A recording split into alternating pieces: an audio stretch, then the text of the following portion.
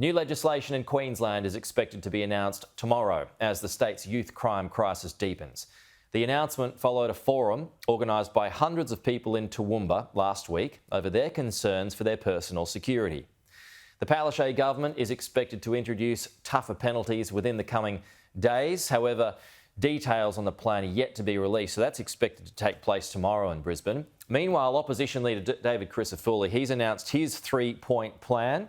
He did that yesterday and he told Sky News that his party is pushing for change to existing laws following the deaths of 4 Queenslanders.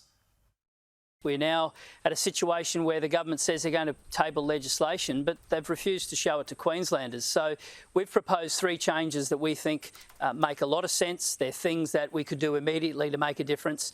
Starts with making breach of bail an offence so we can hold young people accountable, removing the provision of detention being a last resort, which frees up the judiciary to be able to give the appropriate punishment when it needs to be given. And the third thing is to do a complete audit of young intervention programs in this state. So joining us live now is the former Queensland Corrective Services Director General, Keith Hamburger. Keith, good to see you. Thanks for your time this morning. So just off the back of David Crisafulli there, what did you make of his 3-point plan? Well, I think he's moving in the right direction.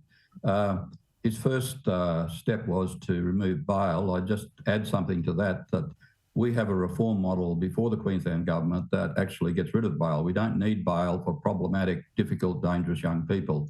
They need to be fully assessed in an assessment centre, kept off the street before they go to court. So bail is really not an option under the model we're proposing. The government has already had a crack at David Crisafulli's breach of bail conditions. He wants to make that an offence. But the government's arguing, say a youth has to attend a police station 3 times a week. If that person even misses one day, then that is in breach of bail and gets them into a whole lot more trouble. Is that a reasonable argument against that? It is, in the sense that these are very problematic young people and they are going to breach bail. It's just something that's in their nature, sadly, because of the circumstances they've grown up in. And so bail really doesn't do anything at all. If a child is found on the street early in the morning at risk, or a child is offended, they need to be taken off the street. They need to be fully assessed in an appropriate assessment centre, 24/7 supervised. I've seen these centres overseas in Northern Europe.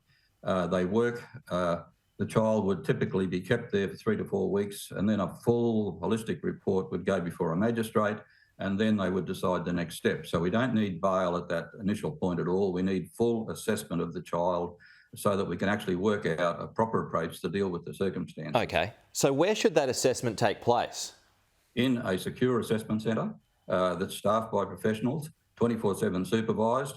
There'll be consultation over that period with the family, with associates, look at their mental health, their physical health, their education status, their antisocial activities, whatever it is, and then work out a plan to take before a magistrate. And regardless of however long that takes? Yes, that's right. But it normally, in my experience, takes around 3 to 4 weeks to get that plan together.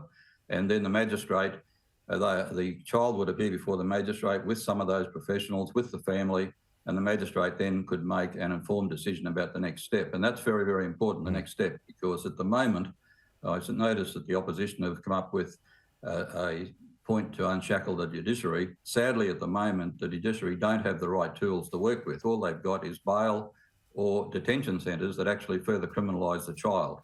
And the evidence in Queensland is the great majority of children who are placed in a detention centre become recidivists and then become later adult criminals. So we don't need the detention centres in their current form. We need a different process to hold those people in 24/7 supervision, where they actually get